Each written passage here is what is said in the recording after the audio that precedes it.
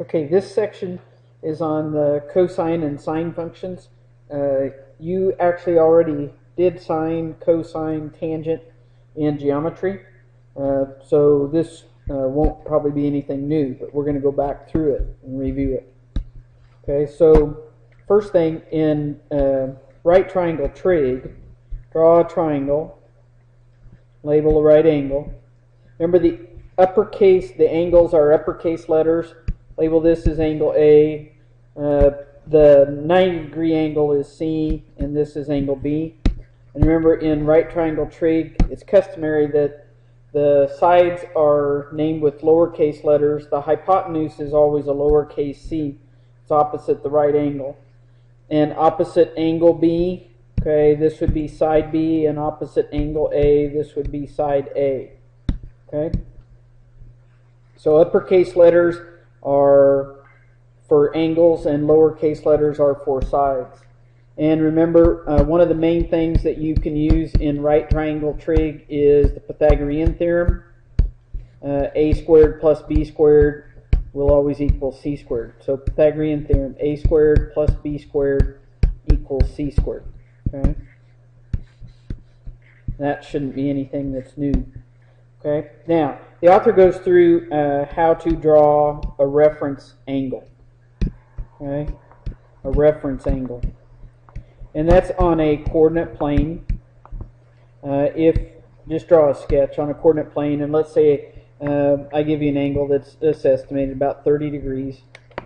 Okay, when they talk about the reference angle, they're talking about the angle that's inside the vertex is at the origin. And if you drop a perpendicular down to the x-axis to form a right triangle, it's always in standard position, so it's on the positive side of the x-axis. For quadrant 1, it's in standard position. And this would be your reference angle. It's the angle inside the triangle at the origin. Okay? So if this is in an example of a reference angle or reference triangle in quadrant 1. If we're in quadrant 2, I would draw, let's say I draw an angle that goes over into quadrant 2. Okay? And this would be my angle. The reference angle, you drop a perpendicular back to the x-axis, and this would be the angle theta, is the angle inside the triangle at the origin. So that's an example of one that's in quadrant 2. If you have one in quadrant 3, so I would start with, in standard position, I would draw my angle, might be like 210 degrees, something like that. There's the terminal side. Drop the perpendicular. The perpendicular always goes back to the x-axis. It won't ever come over here to the y-axis. It goes back to the x-axis. And then this is the reference angle. This little angle right here, it's the one that's inside the triangle at the origin. And that's what the picture looks like for quadrant 3. For quadrant 4, you would draw your picture. Goes over into quadrant 4.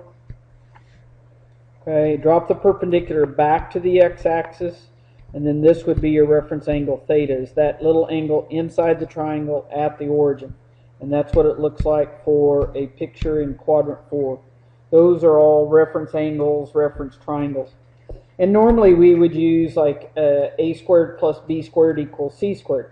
But in trig, they will probably switch, like if I was in quadrant 1, this would be the x, this would be the y, and they're going to call this the hypotenuse r, okay, for the radius vector. So instead of a squared plus b squared equals c squared, it's going to be x squared plus y squared equals r squared. I don't care which way you write it, if you use x, y, and r, or if you use a, b, and c. Okay, okay, then definition-wise, we get into the first two trig functions. Sine of theta is the opposite side over the hypotenuse.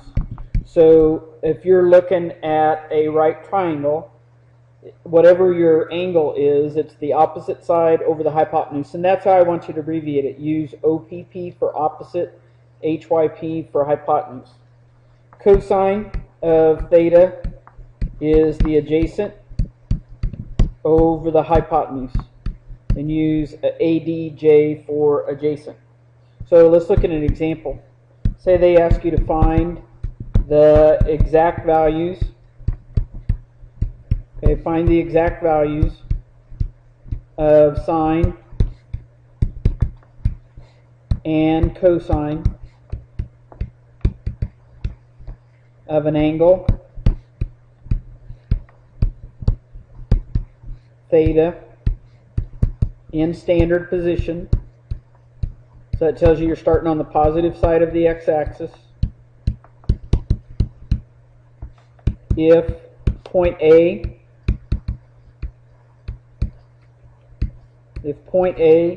is on its terminal side. If point A is on its terminal side.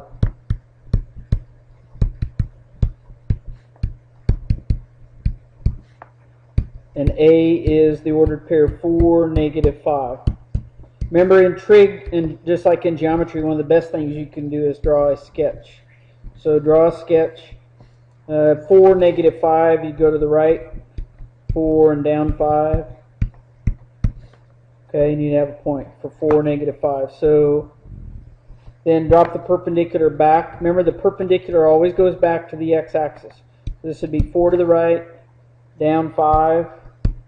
Okay, and what we need to find out is the hypotenuse. Okay, so you can use x squared plus y squared equals r squared, or you can use a squared plus b squared equals c squared. So this would be 4 squared plus a -5 squared equals r squared. So that'd be 16 plus 25 equals r squared. So 41 equals r squared. Take the square root of both sides. So r equals the square root of 41. So now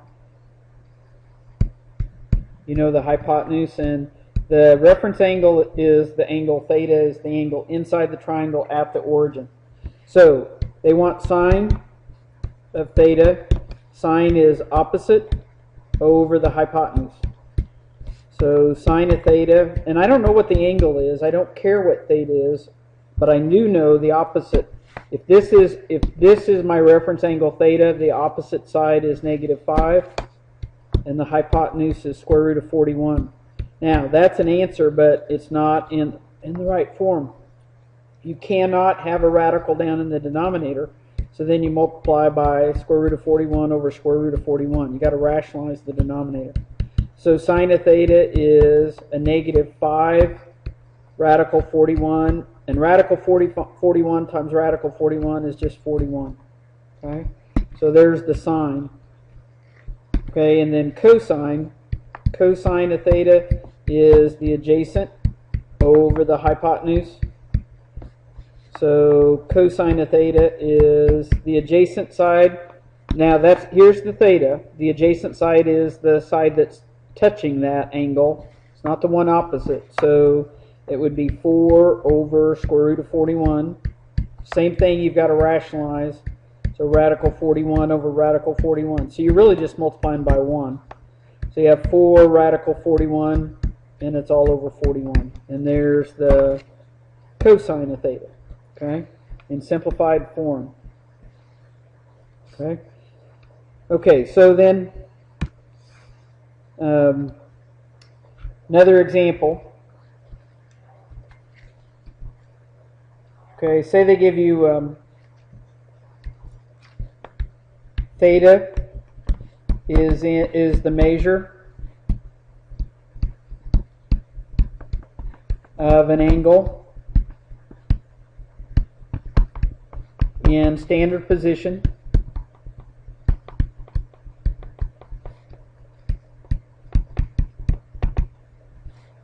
Okay, and it is in quadrant 2. Theta is the measure of an angle in standard position and is in quadrant 2. The sine of theta equals 2 over 7, 2 divided by 7. Evaluate, which basically means find, cosine of theta. One of the best things you can do is draw a picture or sketch. So just a little sketch. Theta's in standard position and it's in quadrant 2. So draw your angle, standard position, go over into quadrant 2. Okay. Drop the perpendicular back to the x-axis. Okay, and this is our theta. The reference angle is the angle inside the triangle at the origin. Sine of theta is 2 over 7. That is opposite over hypotenuse. Don't be afraid to label it. So if this is my theta, opposite side would be over here. So that'd be my 2. And then the hypotenuse would be here. That would be 7. What you need to figure is, what's this x value? Okay, so x squared plus y squared equals r squared, or you can use a squared plus b squared is c squared. So x squared equals, x squared plus 2 squared equals 7 squared. So it'd be x squared plus 4 equals 49. Subtract 4, you'd get x squared equals 45. Take the square root.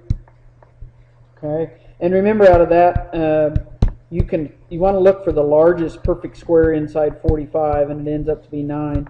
And out of that, you're going to have a positive or a negative 3 radical 5. But on our drawing, we're going to the left. So our x is negative 3 radical 5. Okay, and then cosine of theta is the adjacent. Now I want you to write the formula down each time. Adjacent over hypotenuse. So cosine, adjacent of theta, the side that's touching the theta, not the hypotenuse, but the one that's touching the theta is going to be our negative 3 radical 5, and our hypotenuse was 7. Okay, and that is our final answer, negative 3 radical 5, and it's all over 7.